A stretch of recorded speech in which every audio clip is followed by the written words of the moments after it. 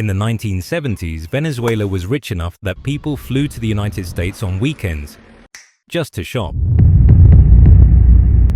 Over the decades that followed, that wealth turned into leverage and then into control. In January of 2026, the president of that same country was seized by a foreign military and flown to New York. No war was declared, no election was held, and when Venezuelans woke up the next morning, the system that governed their lives was still intact. This is what happened after Nicolás Maduro was removed from power. And did Venezuela lose more sovereignty than it ever had under him? Within hours of Maduro's capture, the United States Department of Justice unsealed long-standing indictments against him and his wife. Narco-terrorism, drug trafficking, conspiracy.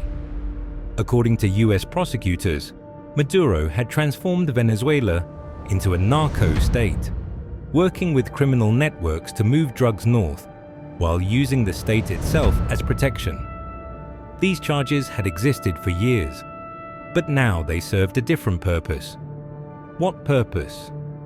Legal justification.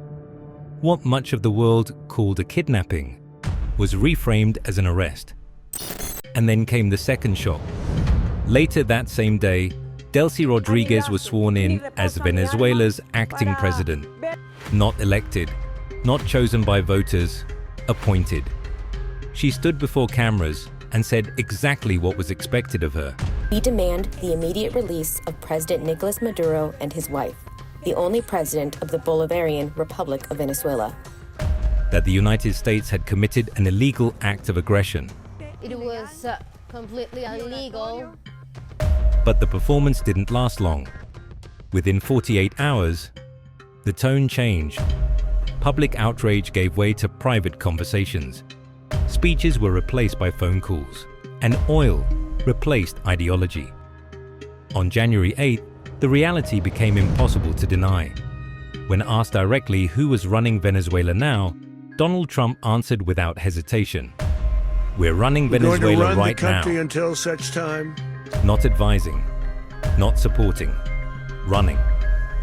For the first time, Venezuela no longer has a single seat of power, but instead, one is sitting in a detention facility in New York, and the other is sitting in Miraflores Palace, answering to someone else entirely.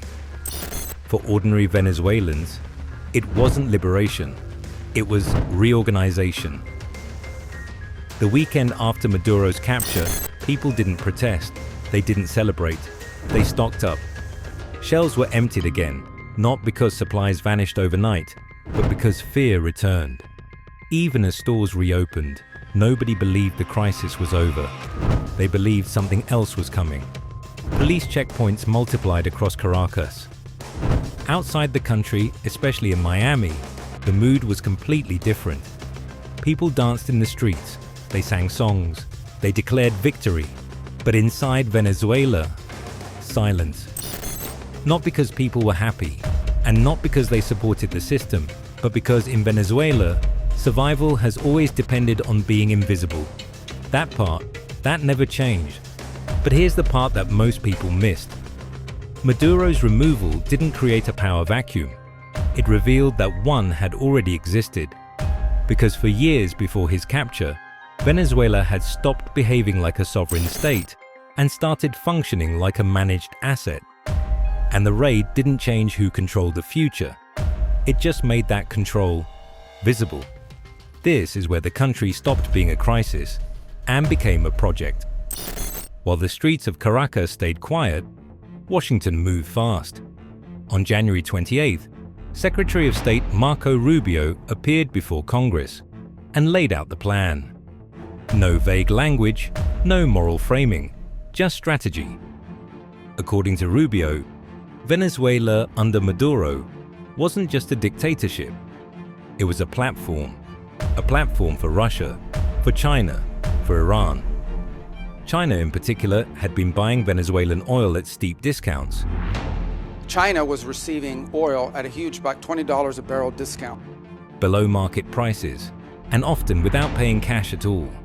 Instead, shipments were used to service outstanding debts. So removing Maduro was never the end goal. It was just step one. Rubio described a three-phase approach.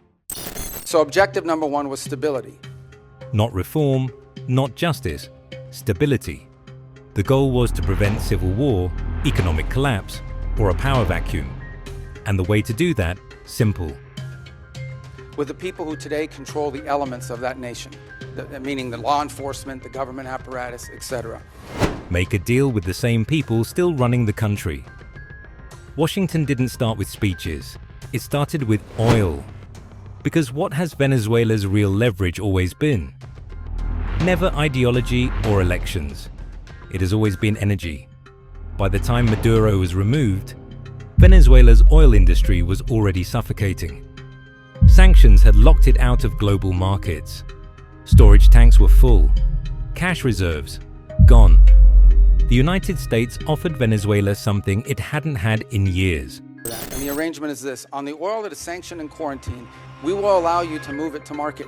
We will allow you to move it to market at market prices, not at the discount China was getting. But the money wouldn't go to Caracas. It wouldn't go to Miraflores Palace. And it wouldn't go to the Venezuelan state.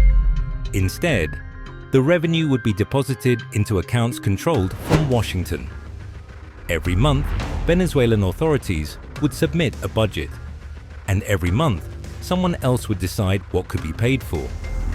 Then came the shift that barely made headlines, but mattered more than any public announcement. As in fact, one of the things they need is dilutin, or dilutin, depending how you want to pronounce it. And that basically is the light crude that you need to mix with their heavy crude in order for the oil to be able to be mixed and moved. Venezuela's oil depends on diluents, specialized chemicals needed to process its heavy crude. For years, every drop came from Russia.